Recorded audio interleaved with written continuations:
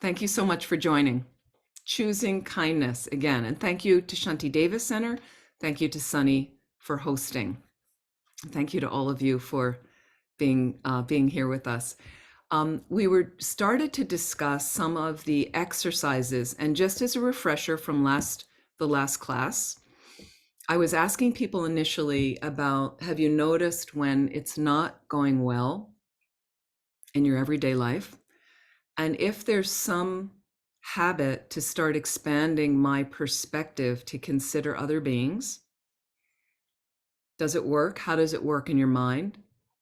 Lifting your attitude a bit, or again, readjusting that attitude to consider the other person, not just what I need. And then I also mentioned and gave you the 4-step method for overcoming challenges. 4-step method. Again, there's many methods like these. There's many different things, and there's some other techniques I'm going to talk through these next classes. And this was about practicing gratitude was number 1. Observe and decide is number 2, meaning I'm in, and somebody just brought up about having a family member having a negative interaction with them where they're yelling at you. And there I am, let's say in the situation.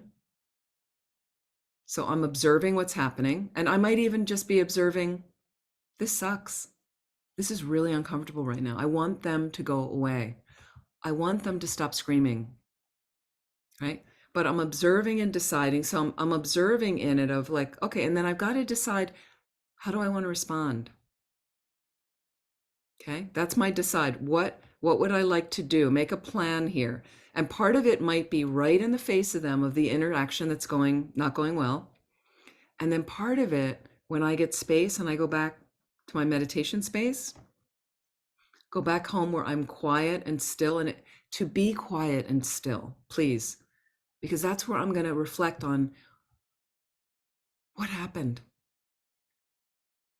What happened, right? Couldn't deal with it in front of them. So let me go back in a very caring for myself too, because it's upsetting when somebody's yelling at you.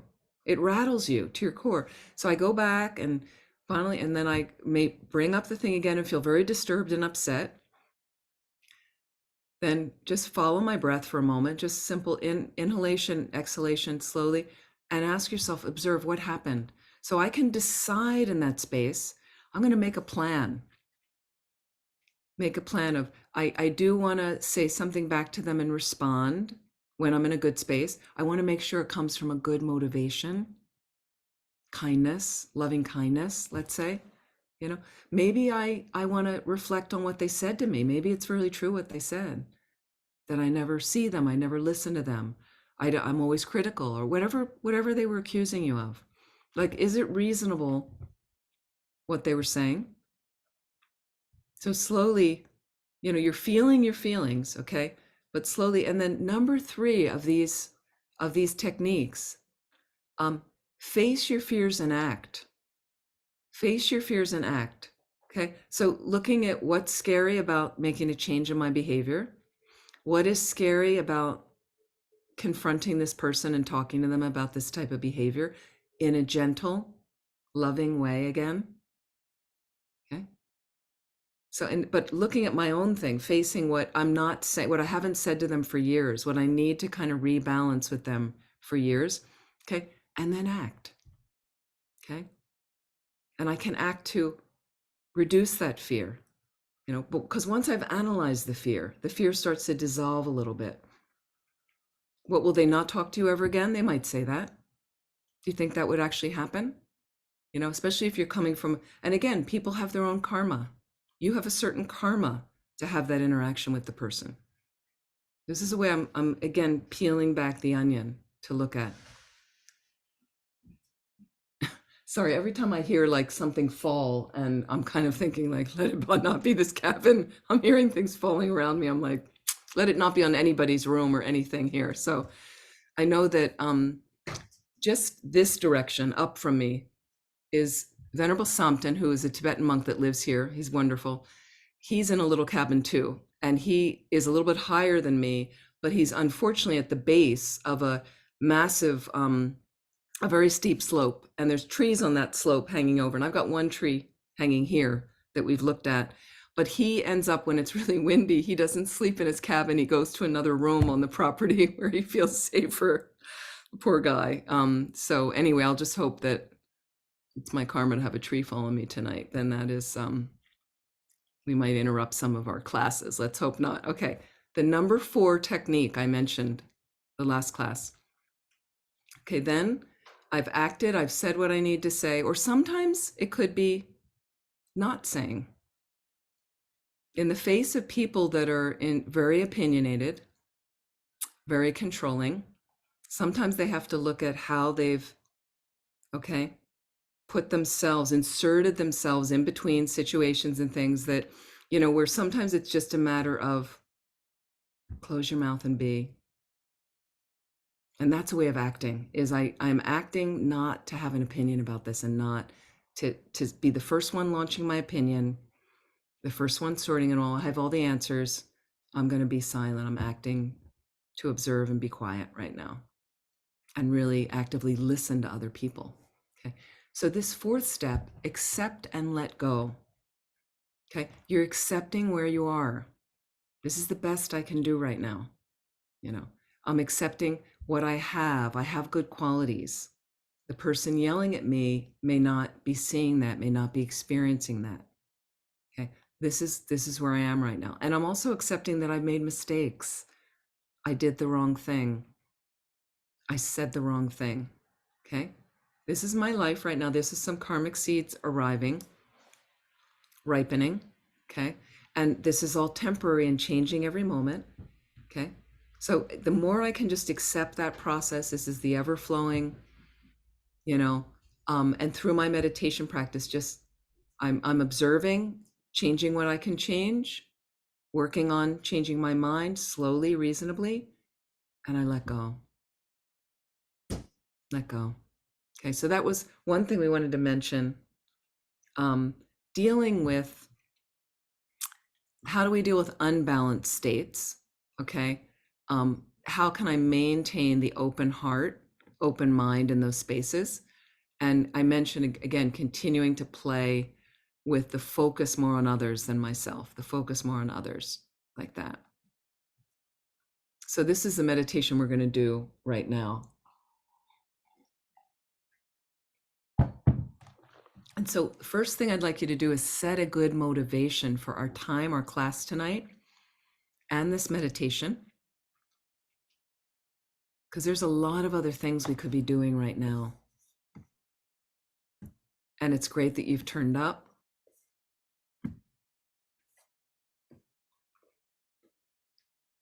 To get some more information, and think about, can I use this information in a positive way that will help me be able to more reasonably but readily adjust my attitude when it's not benefiting me or benefiting others? Can I move this through a practice that will help me reach a fully enlightened state? Because then I'm unlimited in really best benefiting all living beings. Just close your eyes for a moment. Think about that motivation, or at least if you'd like to add it to your purpose for being here right now.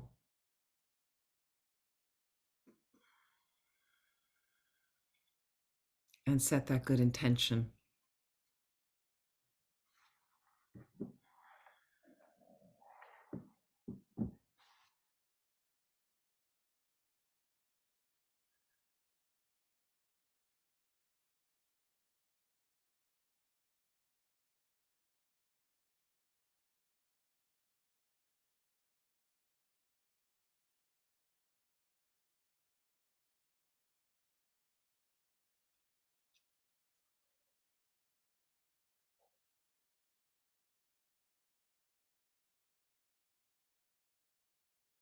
So I'd like you to visualize right now in the space across from you, one person you find challenging.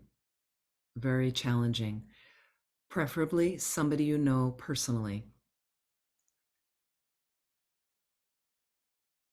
I'd like you to visualize them as best as you can. And I'd like you, especially if you had in the last few weeks a challenging interaction with them,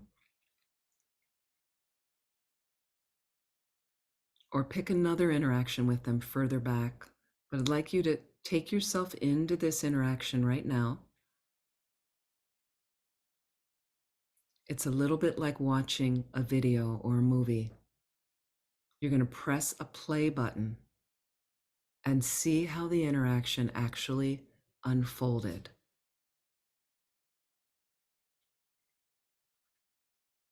Notice what you said, what they said. Notice your postures, both of you, how you were feeling before you came into this situation with the person, how you were feeling during the interaction, and then post interaction. Just observe, just notice. Can you excuse me 1 second?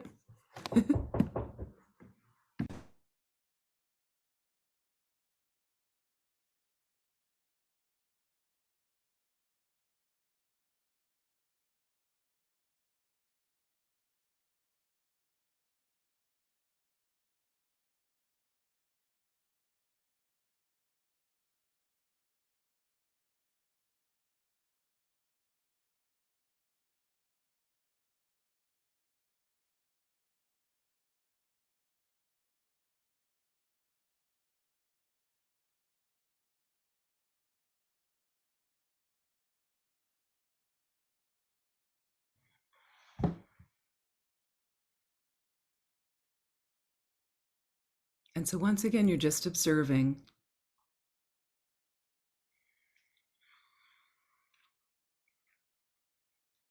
Notice how you feel in the interaction. And even recalling it. Is the heart pumping a little faster? Is your mind fluttering? Are you shrinking? Are you noticing anger arising? Fear or sadness? Just observe as you go through this, as you let that movie unfold of you and your challenging person.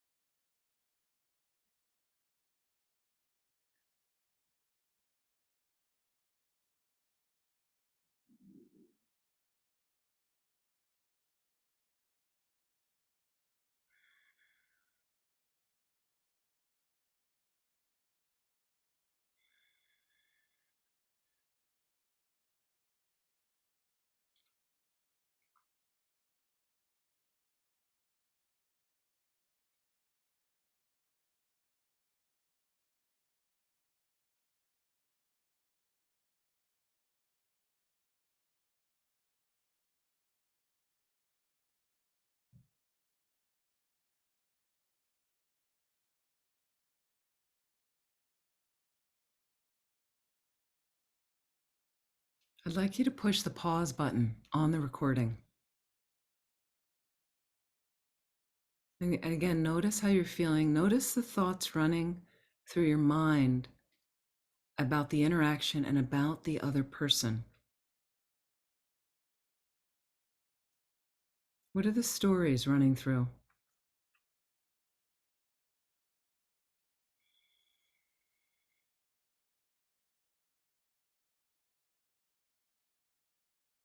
Are the stories accurate?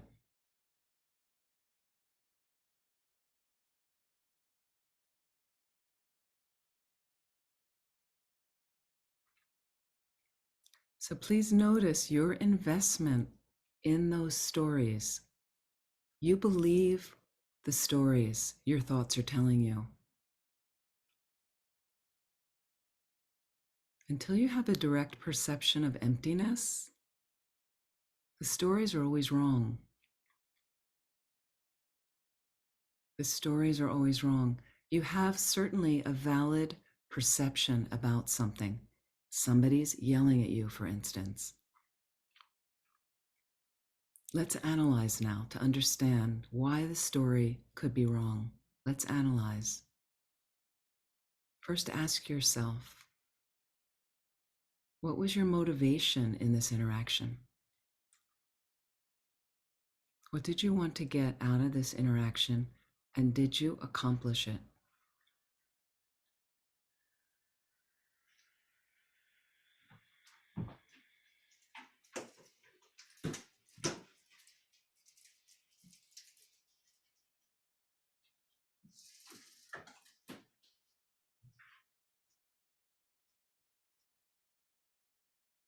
How expansive was your motivation? Meaning, was it just about what you wanted and your agenda? Or did you have some consideration about the other person?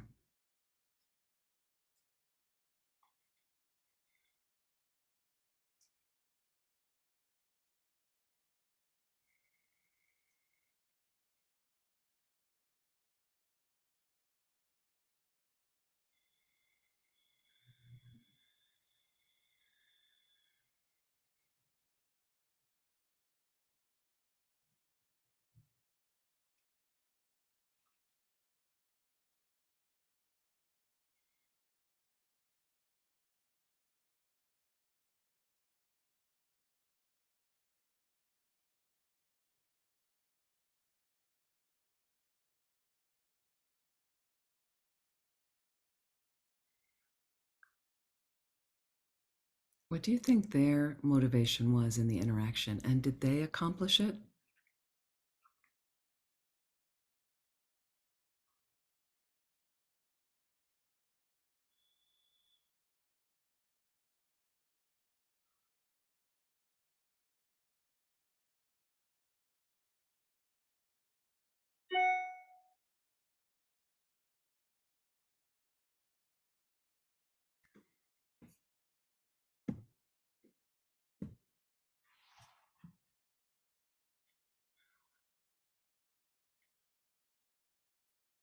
Now look across at this person.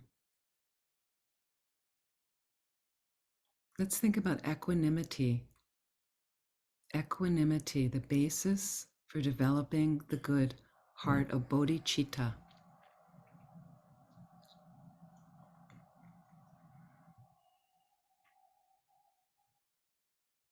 So equanimity says that, and just say this to yourself in your mind, just as I want to be happy and don't want to suffer, this person wants to be happy and doesn't want to suffer. That's right, your challenging person wants the same thing that you want. Now you may say they have a different way of going about getting happiness and avoiding suffering, but fundamentally you want the same thing. Please reflect on that more deeply. You both want to be happy and you don't want to suffer.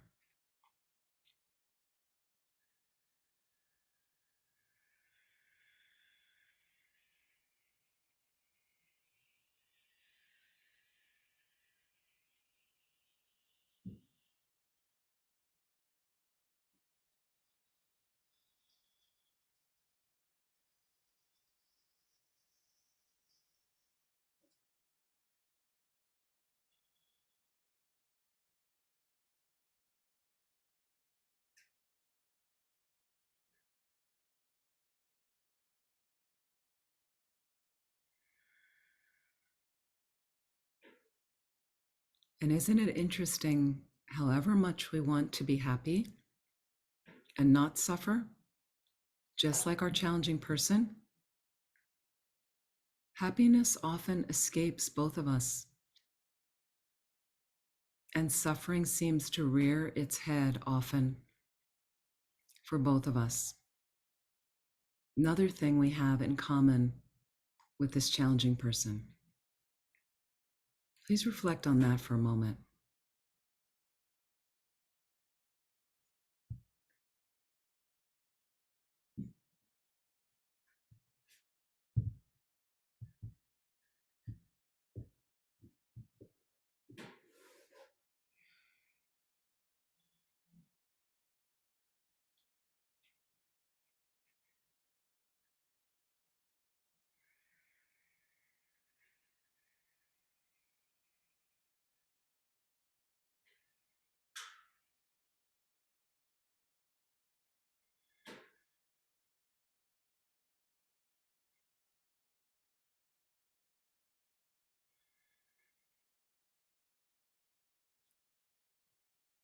And here's another thing we have in common with them. We have Buddha nature. Buddha nature. It doesn't mean we're a Buddha. It means we have a potential that can develop into a highly realized, fully enlightened being. Everyone with a mind has that. So that means you and your challenging person. So imagine looking across at them with this idea, with this thought, just like me, they have Buddha nature.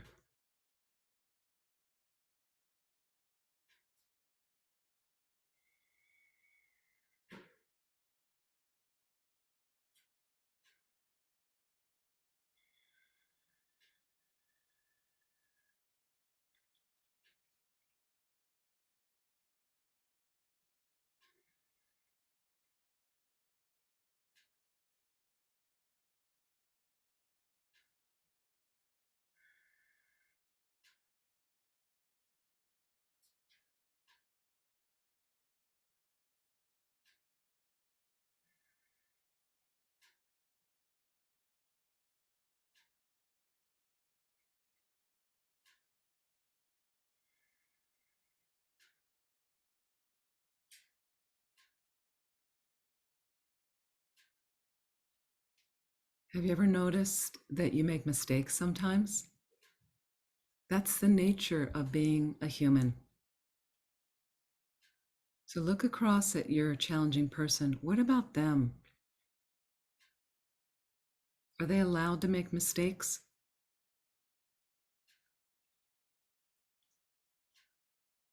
So even though they have Buddha nature, we might be perceiving them making some big mistakes right now. Big mistakes that are upsetting us. So again, even though beings have Buddha nature, consider your challenging person. Some people have thicker veils of obscuration covering over their Buddha nature. Greater delusions they have. We're not judging them or labeling them. It's just we're all at different levels of the path, different levels of life. Could they be doing the best they can right now? Is this the best they have? Rather than our expecting them to be something they're not? Think about them from those terms. Are you seeing them clearly and hearing them clearly?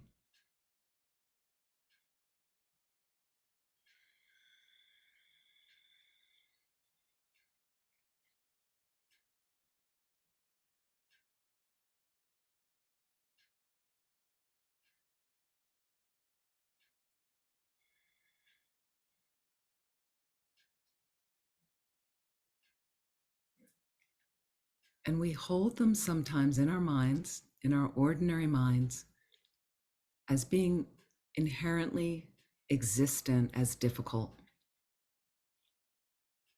They are inherently existent, challenging person.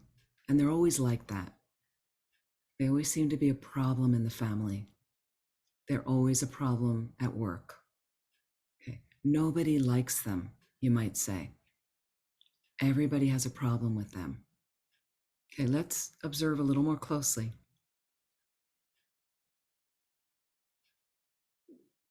If there is an inherently existent, difficult person there, or challenging person there, based on the nature of them being inherently existent, everyone would have to see them that way. How do their friends see them? Same way that you do?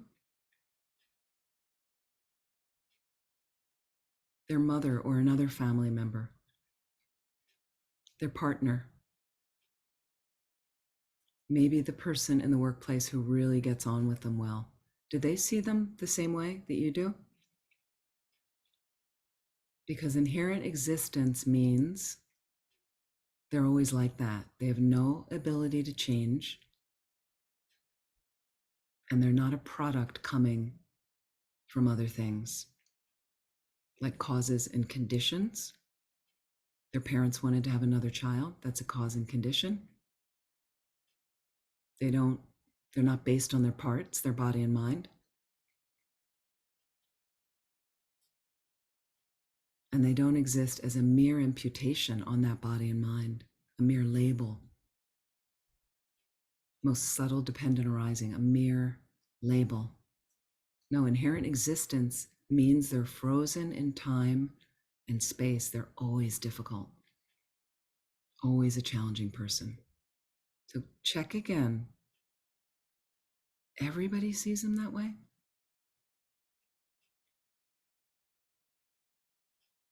And do they have any ability to change?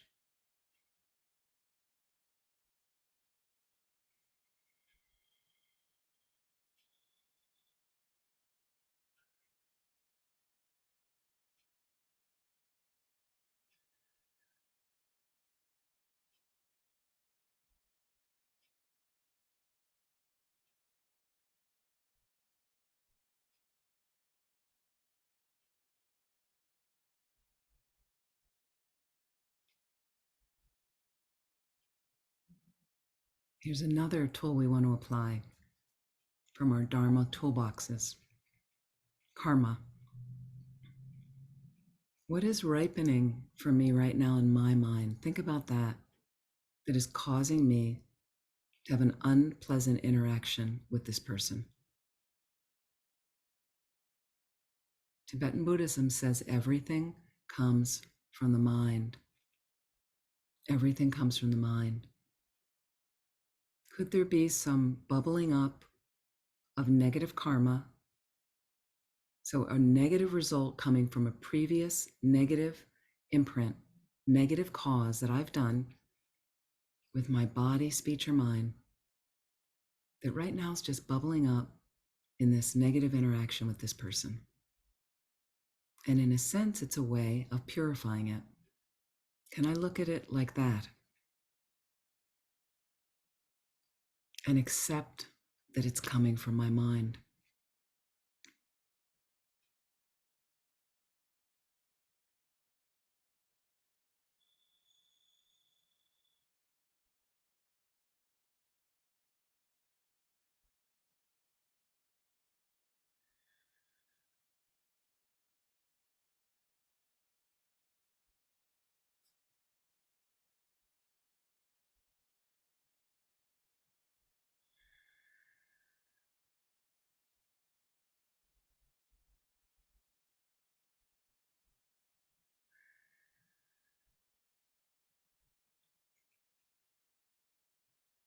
So as a result, I want to proceed gently,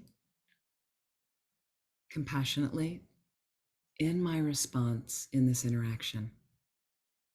Now let's layer another tool. And the famous saying we have in our culture, put yourself in someone else's shoes. In Tibetan Buddhism, as we are walking along the methods to develop bodhicitta, one of them talks about exchanging self with other. So here's our other, this challenging person. Can you, for a moment now, take a few minutes, look out through their eyes, as if you're them, step into their shoes, look out through their eyes, back at you in this interaction. Please explore that for a moment.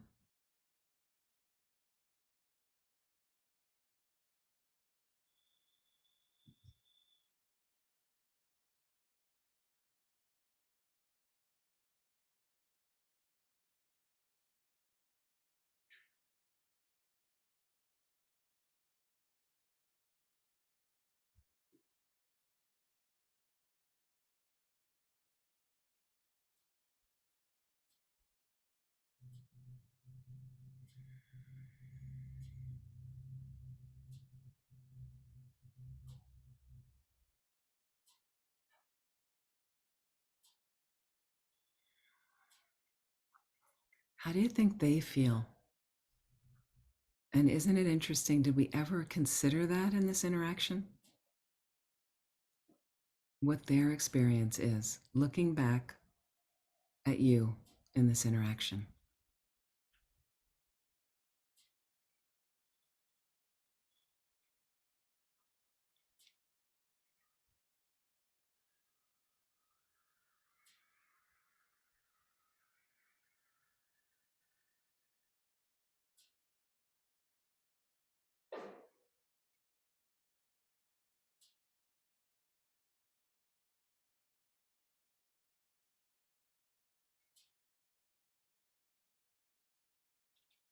Let's return back to ourselves.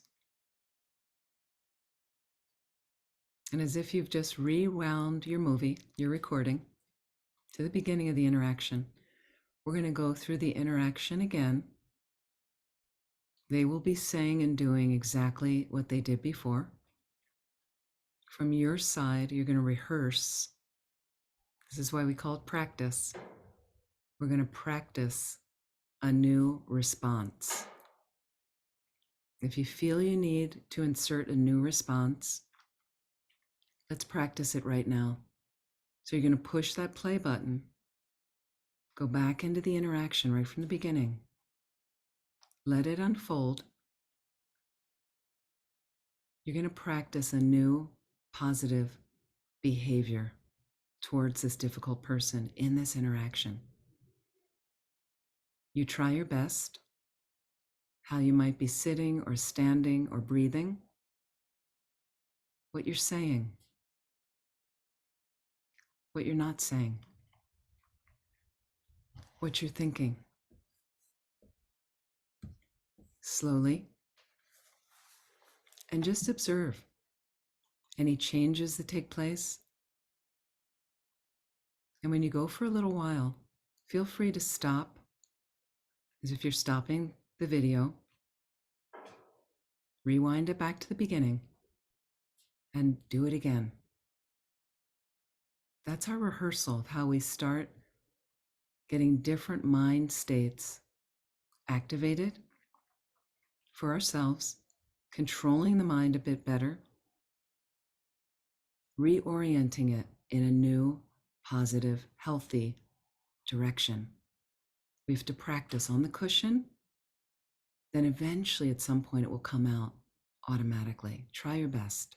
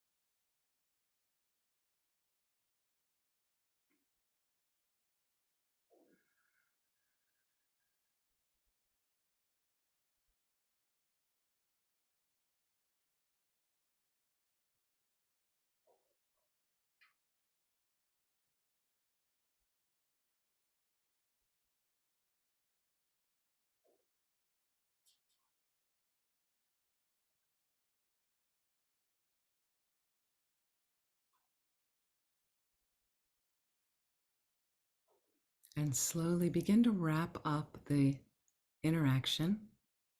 Slowly bring it to a conclusion, just observing any changes you note.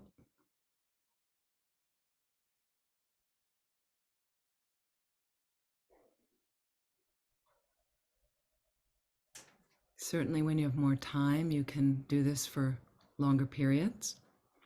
And acknowledge that person, the challenging person, any way you'd like before we release them back to the space from where they came.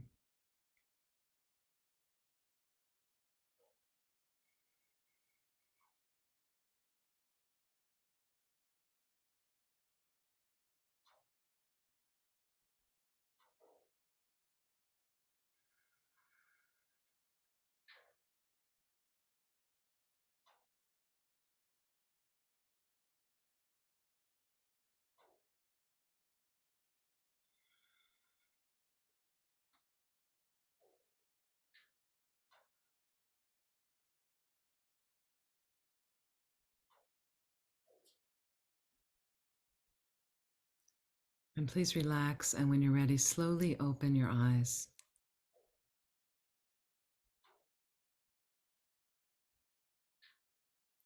And feel free if you want to jot down any observations, notes, anything that surprises you maybe.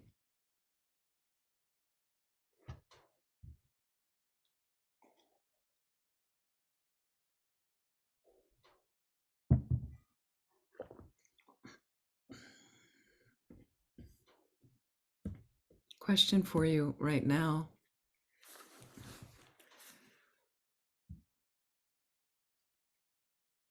How difficult was the person at the end?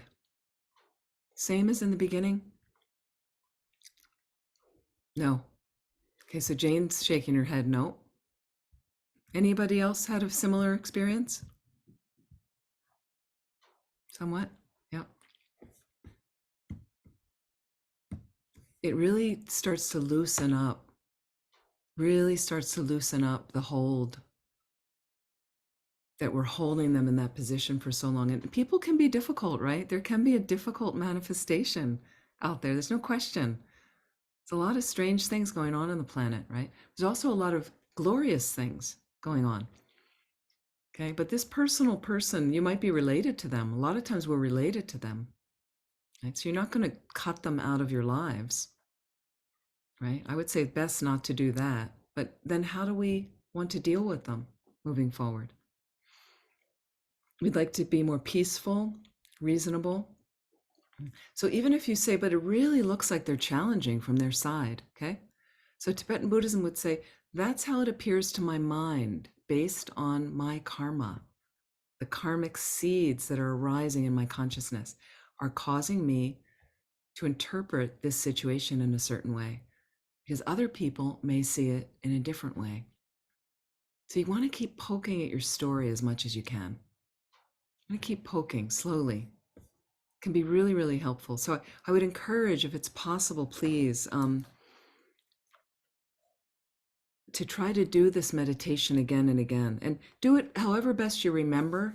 What I'll try to do is send you a link, or if Sunny has it recorded and can send you the recording of the meditation or something. Is that possible, Sunny? Okay, because that way you can just follow along, and just, if you want it guided, but just remember, what you can is keep asking. You're in this altercation with someone, how do they exist? Looks really concretely horrible person out there. Right? Is that really what's going on? Keep asking different questions, peeling again, what's their motivation?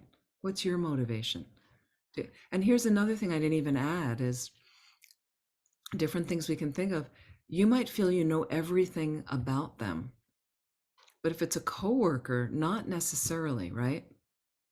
If a coworker, you may not know that they have a sick child, they're having financial problems, their partner's about to break up with them.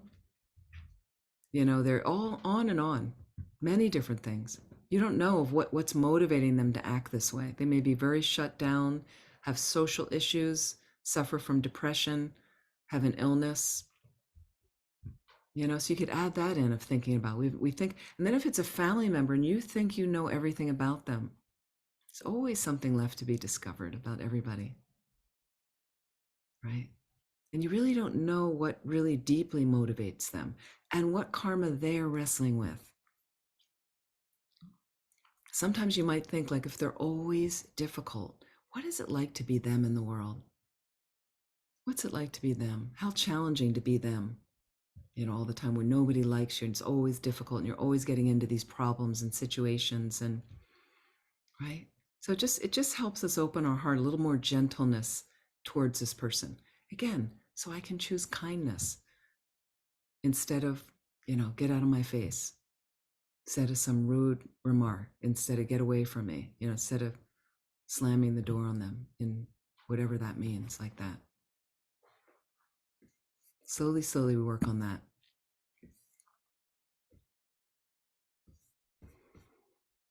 So I want to go back also, the Noble Eightfold Path we were working through. We had started with, and they're related once again, some of the ways they're just divided according to the three higher trainings. Three higher trainings, okay? Having a basis of ethical discipline is the first higher training. Based on that, I can develop concentration. Based on that, I can get emptiness, wisdom, okay? So ethical discipline, concentration, wisdom. And we were looking at ethical discipline. And we were first talking about right speech, of practicing right speech for a while. And then I went into right action. And I think we're pretty clear about right speech and right action. These are things you can continue to do throughout this class, but please, for the rest of your life, if you'd like. This is the path the Buddha walked. This is what the Buddha taught. You want to become like me, here's how you need to live. So if we're talking about right speech, we are avoiding, again, as many of you know, lying, divisive speech, harsh speech, and gossiping. Okay, so we're trying to avoid that and trying to be reasonable with your speech. I'm not going to blurt out some truth to somebody that is blatantly going to hurt somebody. Be skillful. It doesn't mean I need to lie about it either, but take your time, be creative, think about how you want to respond to the person that was like, why didn't they give me the job? There can be a positive, truthful way you can say to them that, lets them down a little easier, something like that. Why they weren't included in the dinner, like, because they're very disruptive. Okay, well, we only had so many spaces, or this is just, it came together quickly. And there's many things you can say that aren't even a white lie, because that even constitutes a type of lie. So you get a little bit of a negative ramification, negative seed planted, but again, the motivation is quite good. So it changes the outcome a bit. Okay. Now we were talking about right action. Okay. Again, aims at promoting a moral, honorable, peaceful conduct. Well, this is what we need on the planet. Again, now moral, I don't mean like I'm pushing my values on other people. You need to be a Buddhist. Like, no. This is just that I'm looking at my behavior, meaning I don't want to lie. That's part of my morality. I don't want to lie. I don't want to deceive people. I don't want to kill insects. That's my own personal thing. It could be anything from how I drive my car. I want to drive in a compassionate way, in a reasonable way that's safe for myself and others. How do I want to engage with friends, or when I'm in a store? And there's ways, like I've seen people at meetings where they just blurt things out, interrupt other people. I don't want to be like that in meetings. I want to really be listening to people as much as I can. If I need to, we do this at our board meetings. We, raise your hand, or on Zoom, you have the hand raise thing. How can I be reasonable? So I'm listening, and to make sure if I have my hand up, that I'm still really listening to somebody. That's respectful. So again, there goes into the honorable way of living. I'm honoring somebody else. And it was funny with this interaction I was just speaking about earlier when we started, this thing that went on with this other nun today here. And I realized all of a sudden, and I'm not saying I'm any great person, but like, she was saying, oh, I always think, she said to me, you always ignore me. She said to me, you always ignore me. And it's funny because normally when she comes and visits over here, I'm very focused on her showing up. because she's been very COVID afraid and hasn't wanted to show up. And it's so I'm very happy when I see her come from my, so I realized, well, in my mind, so then I realized I really honored her when she said it. Like I really heard her. And I said, oh, that's so interesting. I said, that's never been in my mind. I said, I've really been so happy when you've come. But I really was cherishing her in a sense. It was like honoring her. So I'm also I felt like coming from an honorable place, honoring her. And she seemed to really hear it. And there was no negativity, but like all of a sudden it just kind of melted away. And suddenly we were like really hearing and seeing each other. And she really responded positively. We had a really nice little positive thing that ended on a positive note. I'm going to contact her and it goes, and I don't have any expectation. Like it's fine, but it was interesting. So again, can you be honorable in something? When you're not honorable sometimes. When you're not honorable and you say something offhand to somebody, or you blurt something out. And we all have our different things. Or is it honorable? Some people shut down on people. Is that an honorable place to be from when it would be honorable to be, and I know some people that I know where they say, oh, their partner always shuts down. Something's wrong, but they don't want to talk about it. Nothing to talk about. So is that an honorable place? Or could you say to your partner, because some people are introverts and they don't want to discuss everything. So can we respect that? And can you say to them, I don't feel like I can talk about this right now. I will talk to you at some point if you realize that's important for your partner. I realize you want to talk about it. I will have to find a compromise, but I don't want to talk about it right now. So can you just give me a little space? And I do hear you, and we will certainly get to this. And they might say, well, I kind of would like a time frame. Like, meaning, is it going to be 2 months or is it going to be 2 days? Are you going to give me the silent treatment for 2 months? So again, work out those parameters so you're clear. Absolutely perfect way to have the relationship, right? And then you honor, they need their space. That's great. Let them think about it, and they'll probably be in a better space to speak because they've had the space. And I can be patient if you're the person that needs to talk about it.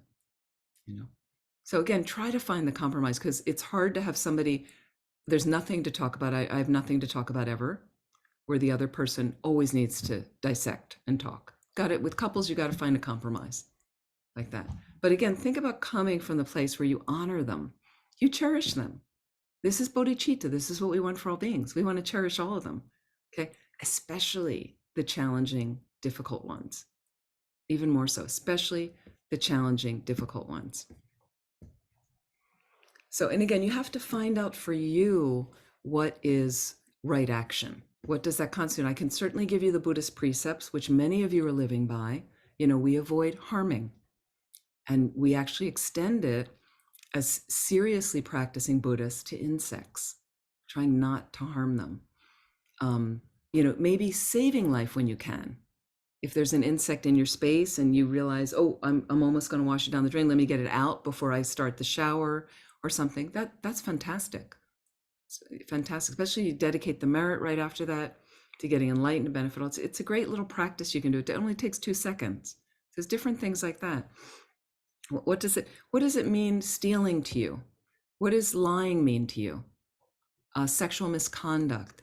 What kind of recreational drugs do you use? So like, how intoxicated do you like to be at times? Does that help? Is that a coping mechanism for you? So we all have different places we come from, but those are the basic Buddhist precepts that we try to live by. So again, for stealing, we're not going to steal a car, right? But what happens for us is we do take things without asking. We borrow without asking, right? We say, well, she'd give it to me anyway, but we didn't ask. Take something. It's a type of stealing. It's a type of stealing. There's lots of little things we get into like that. Okay. So you can slowly look through those as far as right action and make some adjustments. Make your adjustments. Let me talk about, this is the third one under ethical conduct, is right livelihood. Right livelihood. Most of you know what this means. It's about how you make a living, or what you're mostly engaged with, in your everyday activities. So for some people, it's a physical work where they go to a place and they work for money. Some people are volunteering a lot. If they're retired, they've got a lot of time to volunteer. That's a type of livelihood. Some people are taking care of family, a partner, I mean, just in everyday life taking care, they're not ill, but you're kind of, it's a role that you play. You want to be there and you have dinner together and you have family events together and, kids will come over and visit and you're doing things with them. And it's a type of livelihood for people that you're making sure that your activities, your participation of what your responsibilities are is taken care of. Okay. So I think we get right livelihood. Now, here's things, obviously, if you need to make an adjustment, it probably doesn't pertain to many of you. If you're working in dealing arms or guns or lethal weapons, okay, these are not right livelihoods. This is what you want to avoid. Being a butcher, I'm sorry.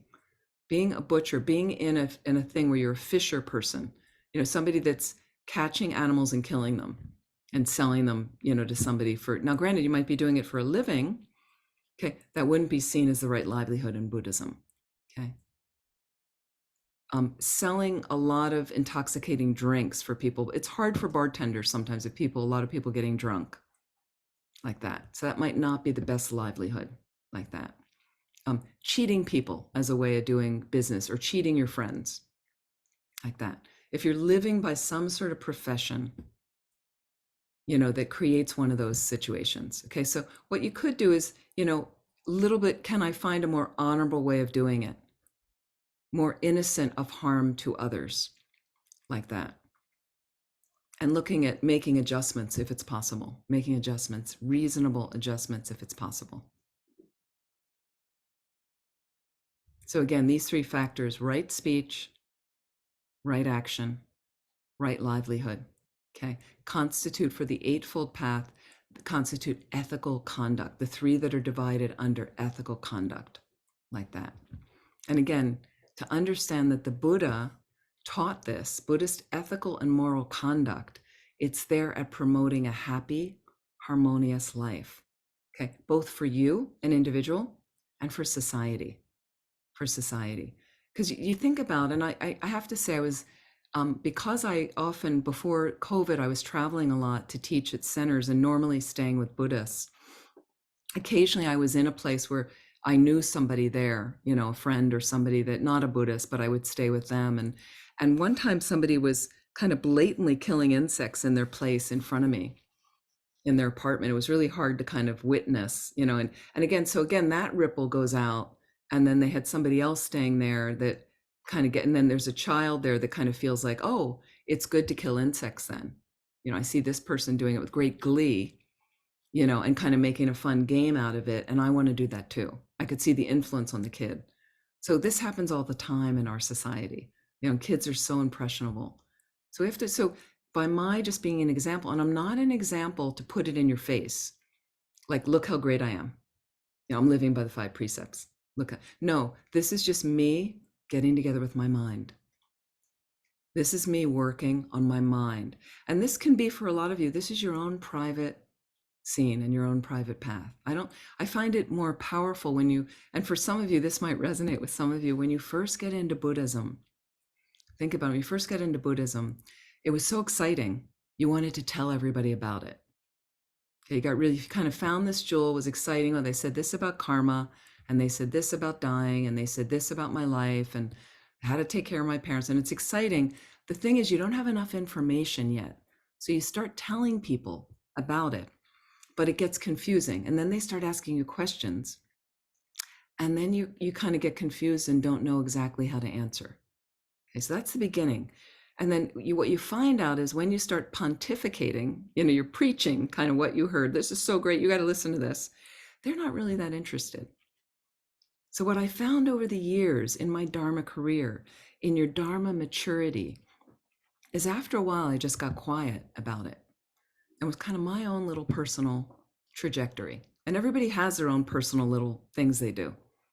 Their little hobbies and their different things. And some people discuss it with people close to them. And some people just kind of motor along and do their things, I was laughing because recently, a very close friend of mine from my 20s, a boyfriend I had in my 20s, for most of my 20s, he lives on the East Coast, and he's a very dear friend of mine.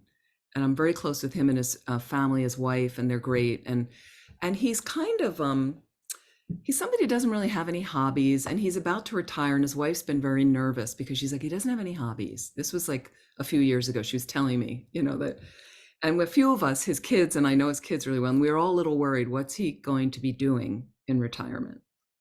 It's quite funny. I mean, on an amusing level. And so somehow we discussed this, and I've talked to him more about, he's got so many skills in the public sector, and he could consult for nonprofits and help them, and be really helpful to have his skills useful, things like that. And so it ends up that after this conversation we had a few years ago with the family, he ended up with a hobby. He got into a hobby. It's kind of the standard retirement hobby, if you can believe this. Okay, what's a standard retirement hobby when they say you retire? Anybody, just unmute. Tell me what you think. Go for it, Linda. What are you doing? You're gardening. You're what? Gardening. Say that again. Gardening. Oh, you're gardening. Okay, that's certainly one. That's certainly one. Golfing. If you live in Florida, you're golfing. Okay, you're gardening, you're golfing, and Linda, what were you saying? No, golfing. And golfing. And what's it? Didn't people always say, "Oh, what are you going to take up pottery?" Remember that? You're going to take up pottery. That's the old one. This is one I always heard. Oh, you're going to, like, as a joke, what, are you going to take up pottery? He took up pottery.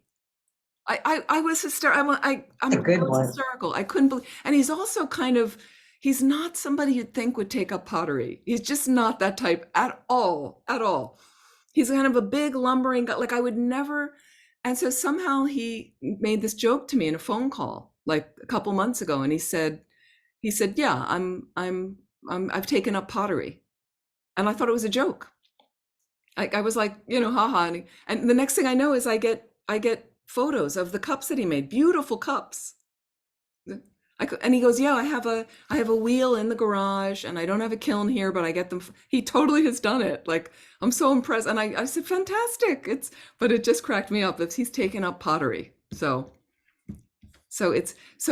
again, think about, in this, how do you want to be in this space of, with the right effort, right, where's the one thing? Right livelihood, we're talking about right livelihood. And how do you want to be in that space, to kind of mold what ways that I can, look at how it feeds ethical conduct and how those different ripples go out. That's what I was saying, ripples, that how it affects people around you when we're not practicing these things. So this is what the Buddha taught. So again, try to fold those in, work with right speech, work with right livelihood, right action, making sure, like, let's take these through to the next session again of what can I just, and I'm not talking about throwing something completely out. We're making adjustments. Can I make some adjustment to kind of step up a little bit where I've kind of messed up that precept and I realize that, I kind of do casually lie to people. I kind of misrepresent something, and I have a habit of doing it a lot. And people that tend to just easily kill insects and haven't really looked at what would it be like to escort the spider out of your room or the house. I sometimes have lived, there's always a wide mouth cup around me so that I've got that, and I've got a card, and I can just easily catch it, slide the card underneath, you kind of catch it on the floor on the wall, you slide the card under. As it's on the card, then I can just easily take it outside while I'm reciting mantras to it. But then you have to see how you feel afterwards. Okay, I like it. I'm happy afterwards. I see it scamper off, and think about all these insects, spiders, not, we're afraid of them. People go, I don't want cockroaches in my, look how big we are compared to them. They're terrified of us. So again, can you reorient yourself from others' thinking? It's all about us all the time. That 98% of the time you're thinking about yourself. Can I turn it again? What is their experience? What's this person's experience that I'm about to lie to, or that I never returned the book to? What would did they? And I had this where people would stay in my room with the books, and people would borrow books and take them and not tell me that they did. And then I'm looking for the book to teach from. Then I'm looking for the book, and I'm like, I know I had the book here. They never told me they took it, never brought it back. Now, I don't know who took it. So think about things like that. Or if you borrow an item of clothing from someone, you borrow an item from them. If you ever borrowed somebody's car, and the car was, maybe it was a little dirty when you got it, you know, maybe you got it dirty. Yeah, why not run it through a car wash before you give it back to them? Why not? It's a nice offering. It's a nice offering.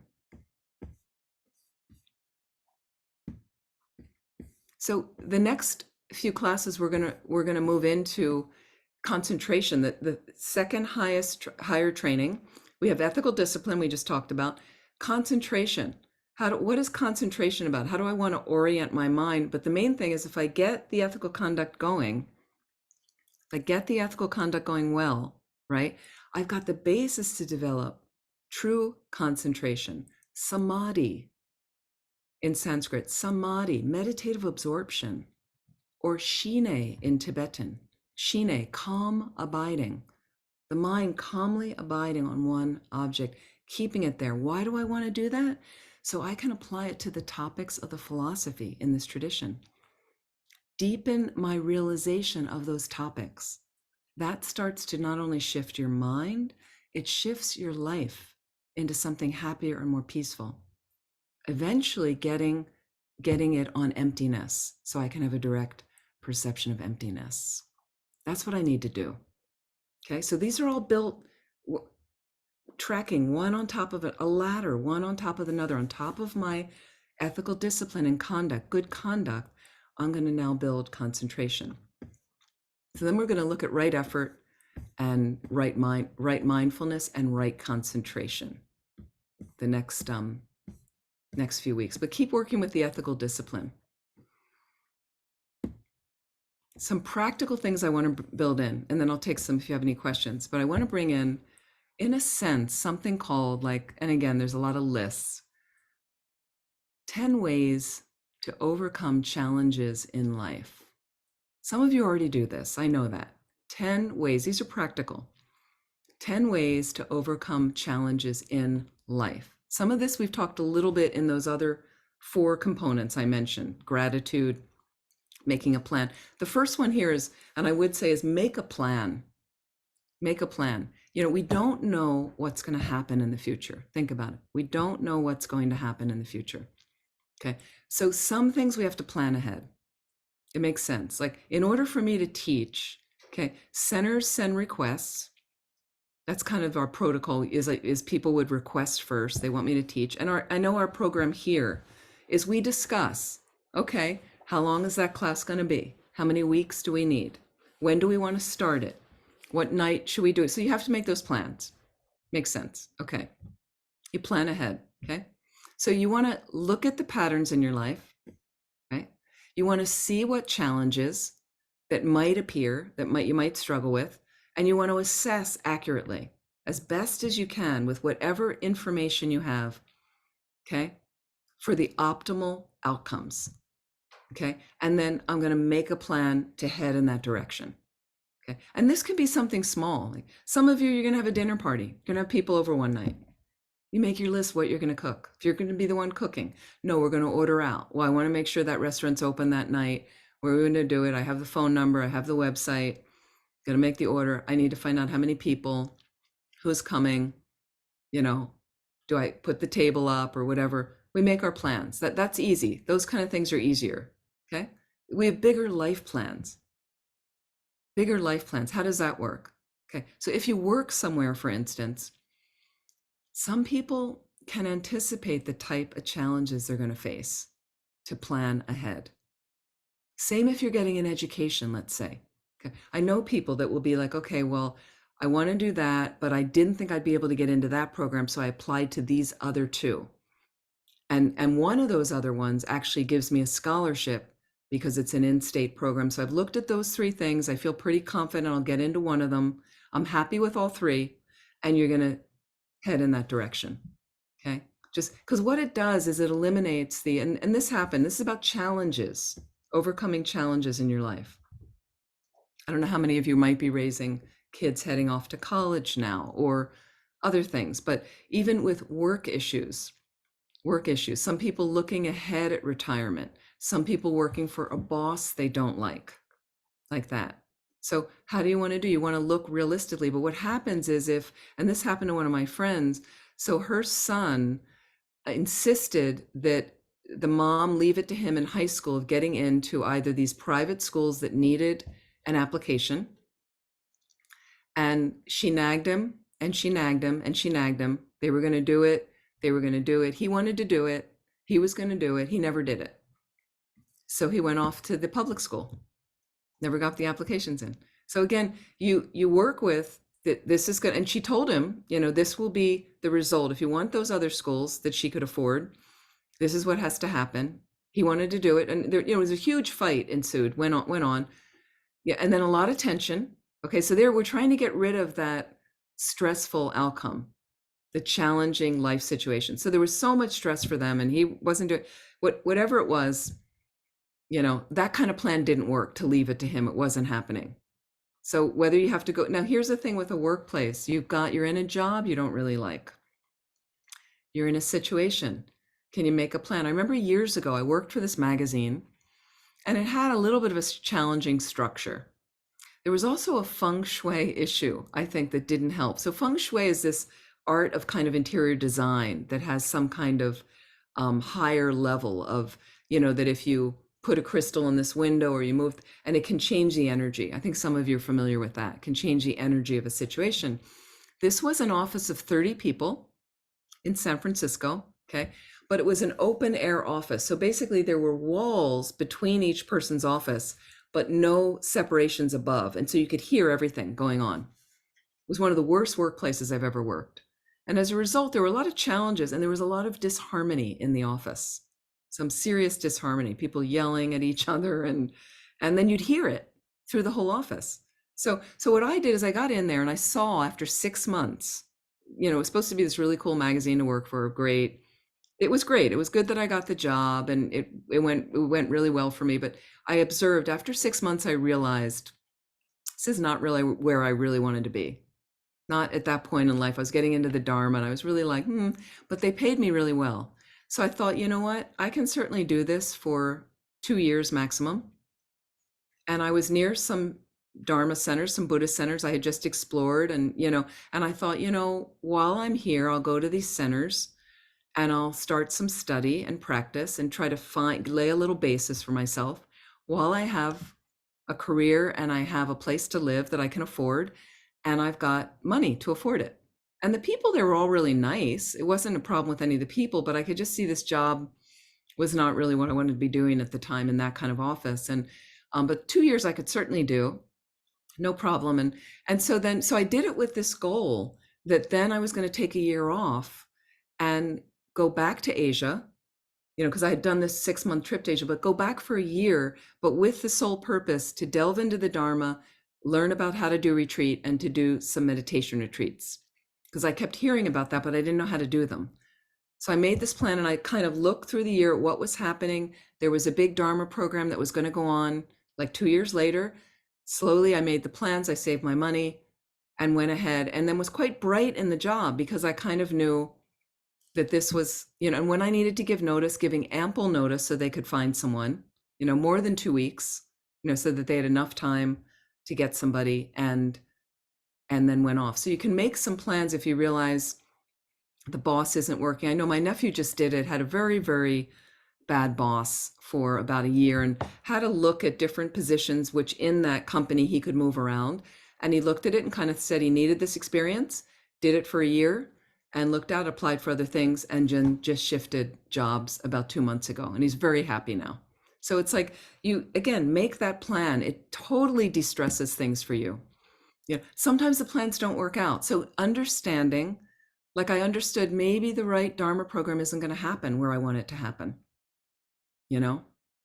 Maybe it's going to happen there. Maybe can I adjust? My nephew knew there might be a chance he won't get that job. He knew that. He had a plan B. In your make a plan, can you have a plan B? So one of the things that happened is we have the Laudo pilgrimage that's going to be going in April. So we planned this for 2020 was when it was supposed to happen initially. Something changed on the planet. It wasn't safe to go at all. So we postponed Then we postponed again. Then we realized, no, it wasn't happening in 2021. We postponed to 2022. Realized, and finally now we feel it's safe enough, healthy enough. We've made all these provisions. So there's a COVID provision now. There's a thing of screening people. We have all these things that we're going along. You do the best you can. Things will change. When we got on the pilgrimage last time, the travel days going up and down from the mountains is the most challenging. They're just always challenging because they're limited flights, limited seating on the flights. One year we went in the season, so it was very challenging. And you make a plan. And then what happened is on the way down, our carrier canceled right in the morning. No flights on that carrier. Peak of the trekking season, all these people there, no other seats we could get, and then presented with an option, you can helicopter down. Okay. So we had 23 people. Okay. Helicopters only take 5. Okay. So it's going to take a while for us to get down because everybody else wanted the helicopters too. So again, you have the flexibility of your mind when you make a plan too. We have to do it because everything changes. Everything changes. The more rigid you are, the more you're going to suffer. The more rigid you are,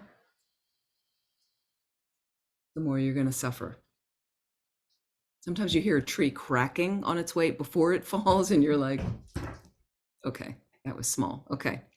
The other thing is time management skills in your making a plan. Time management skills, okay, can be really helpful if you're not good at it, to get some coaching on time management skills, to set realistic plans so that you don't end up with these massive challenges. Why? Because I started too late.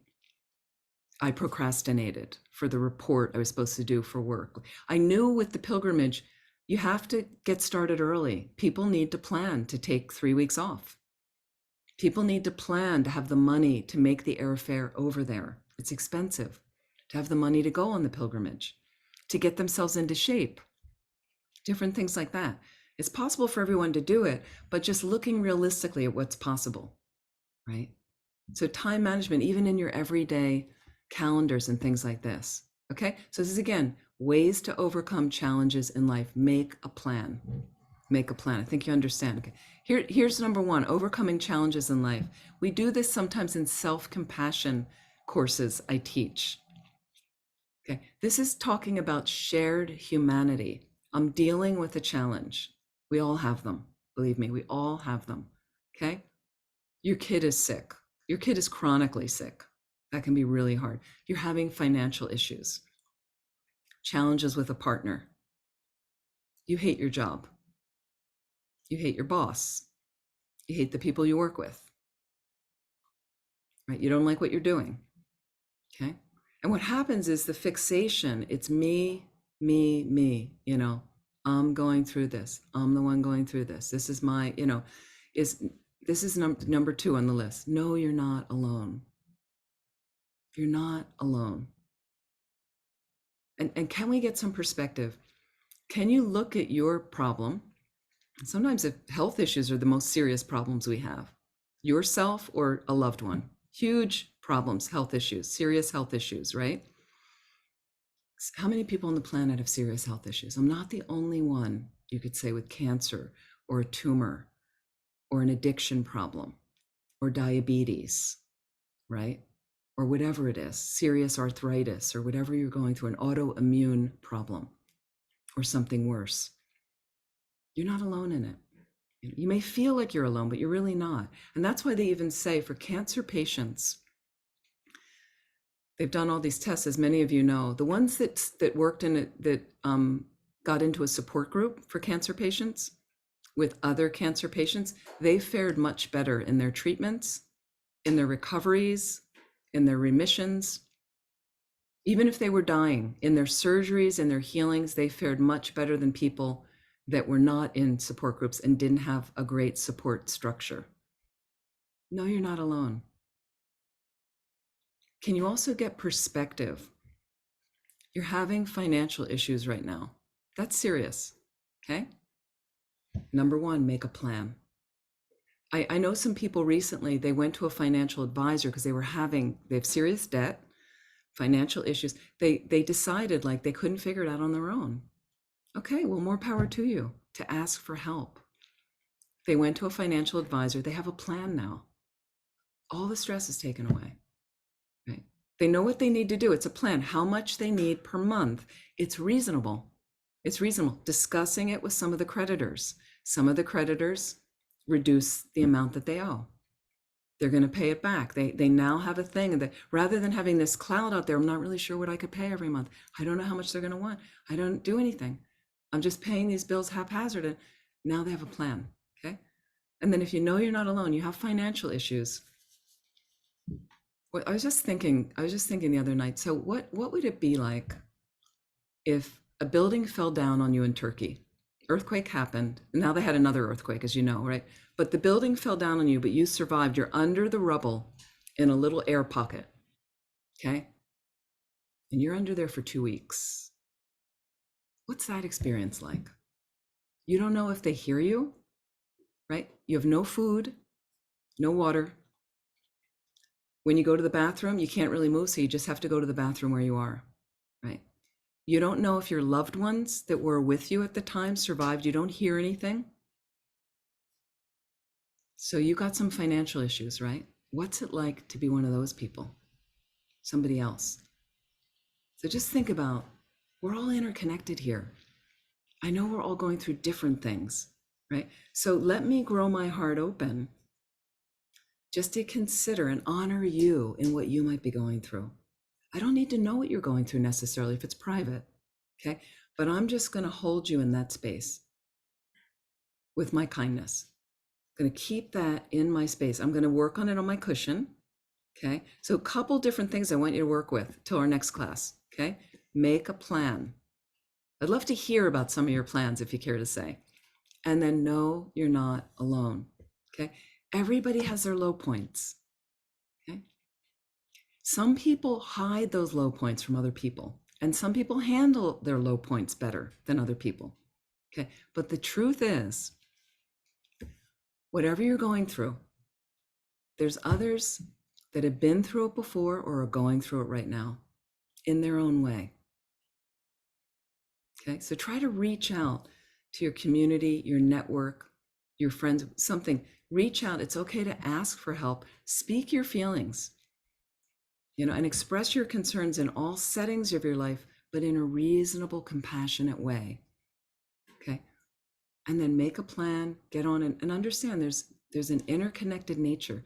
So the more I'm railing about what's wrong, that ripple's going to go out and affect somebody else, possibly in a negative way. If they're already really depressed, that could really topple them. If they're really anxious, that could topple them. So I want to get the help I need, express my feelings, do what I need to do, okay? But realize I've got an effect on these other people, and other people are going through stuff too.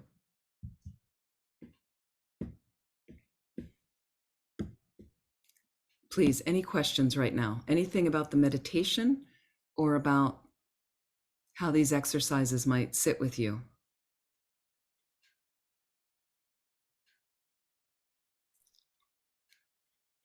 Jane? I would like to get a copy of that meditation. I found it very, very helpful. And I seem to do better when I have guided meditation versus trying to do it on my own. So if that's possible, I really appreciate Sunny, it. can you make that available to everybody? I will ask and see if I can do that separately from the whole teaching. If not, the teaching itself will be available, and it will include the guided meditation. I'll And ask. that might actually, Sunny, be fine, is just to give the session, because then Jane, you can just fast forward through what you want to go through, and then people can have it. I think it's really valuable. Eventually what I'll do is I usually ask Sunny at the end is, can you make the recordings? I'll give you Anna Paula's at email. She basically puts it up on my YouTube channel, if you're okay with that, if Shanti Dev is okay. And then she'll put it up and title it. And it might, even though the course might be called Choosing Kindness, then you can remember that it's this session, if you can remember. I think is this our third session, I think? This is our third session. So that way you could go through, make a note, it's the third session, and then you can go through and just fast forward through the beginning, and then you can go right to the meditation. That'd be great. Thank you. Thank you, Sunny. I really appreciate that. That'd be super.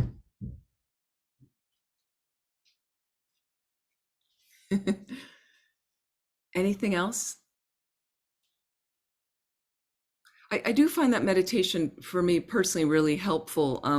I've been doing it for years, honestly, and obviously more times if somebody really challenging showing up and really, and the thing is these meditations are designed for us to do them over and over again, so that it really starts, like, especially when you go into the role play of the new behavior, that's what starts creating new neural pathways for you. And we have to do it again and again and again. Now, what happens is when you come back in person with your challenging person after doing it, and you get some behavior right, where suddenly it's easily accessible, and you're coming from a really loving place, a really spacious place with them, and you might even feel proud, like, I did it, okay? Don't be upset with yourself if the next time you see them, you fall flat on your face. That's practice. That's what it's again, you have to get back on the cushion, do it again, show up. And that's how it is, until automatically in our minds, it's together, merged together with the right behavior. And that's why meditation, it does work. And that's why we meditate, is for that reason. Yeah. Pat. Yeah, I love that meditation, and I was really able to call up the scene. And this is somebody who just irritates the heck out of me. That's just, she's a sister-in-law. But what really, a lot helped about it, and I'm going to have to do it 1,000 more times. But when I was her turning to look at me, I thought, okay, yeah, all right. That's so complicated. That's so interesting. I could sort of see my kind of sour expression, or whatever. So yeah, just thank you. That was incredibly helpful. And then by the end of it, I thought, oh, wait a minute, there was somebody else I should have been working with on this meditation. So yeah. You can always use, there'll always be another person, right? There's always I hate to break it to you, there will always be another person. But what a slice we get when we realize, when you look back at yourself and when you're angry, how scary you can be. How poisonous you can be, how toxic. And you had no idea until you look back at yourself and go, my goodness, like, I don't need to be that way. So thank you for saying that. Jane. The one thing that really helped me with that was because in the situation I had felt, so wronged and such a victim. And it really changed that I didn't feel like I owned that, I'm sure there were things that I did that weren't correct, or, brought about some of this. And instead of being the victim, it really changed it. And it was very good for me. Great. No, I'm glad to hear that. So let's keep on. We'll keep on with that. And so I'm going to close there. I'm so delighted the electricity stayed on. Yay. And that no tree has fallen on me yet. So I'm really glad. Yeah. We're going to do some dedication prayers. I'm going to share my screen. If Sunny, you can make me a co-host. And I'd like to just invest and take whatever positive energy we've created. Let's roll it into our practices, our lives practices, to help us reach that fully enlightened state, because then we can perfectly be fully empowered to benefit all living beings. So with that in mind, really like to dedicate for the war in Ukraine to end instantly. I'm really was happier today that she from China may not be giving arms and money to Russia. Would be really helpful that not happen. And I thought it was somewhat impressive that Biden just plunked himself down there for his 5-hour visit. I was like, whoa.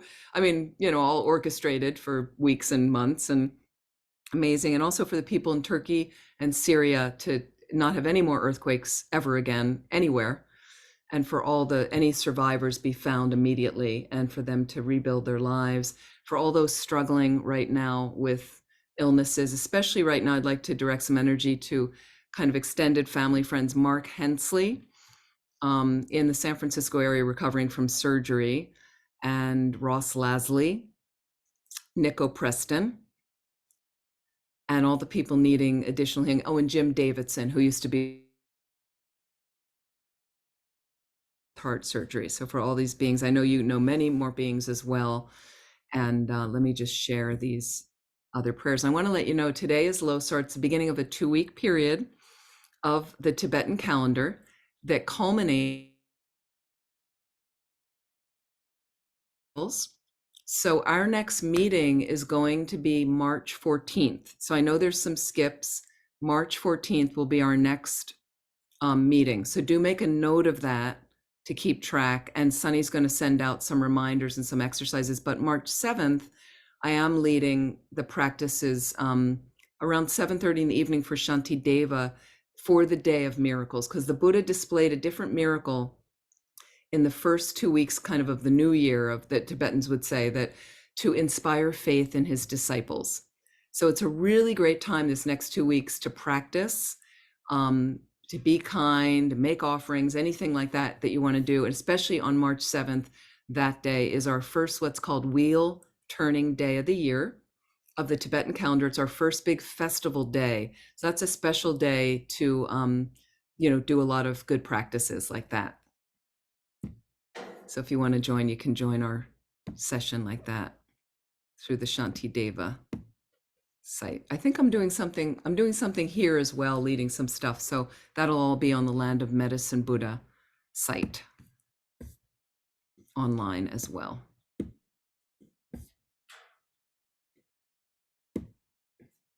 And here's some dedication prayers to conclude.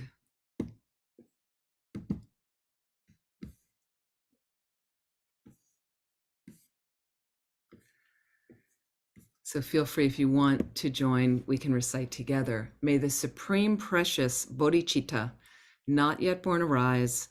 May that arisen not decline, but increase more and more. To realize emptiness, may the precious view of emptiness not yet born arise. May that arisen not decline, but increase more and more. And here is His Holiness the Dalai Lama with Lama Zopa Rinpoche. And for the long life of His Holiness the Dalai Lama, in the land encircled by snow mountains, you are the source of all happiness and good, all powerful Chenrezig Tenzin Gyatso, please remain until samsara ends. And the short, long life prayer for Lama Zopa Rinpoche. You who uphold the subduer's moral way, who serve as the bountiful bearer of all, sustaining, preserving, and spreading Manjunath's victorious doctrine, who masterfully accomplish magnificent prayers honoring the 3 jewels, Savior of myself and others, your disciples, please, please live long. We're also going to be talking more about emptiness next week, which really, I think, helps us dismantle what keeps us from choosing kindness. So we're going to keep talking about that as well. Have a good few weeks. Hope to see you soon. Enjoy your New Year's events, and please be well. Thank you, Venerable. Please stay safe. Thank you Thank so you, much. Venerable. Stay well. Stay safe. Pashi Devi. Thank you. Lovely to see all of you.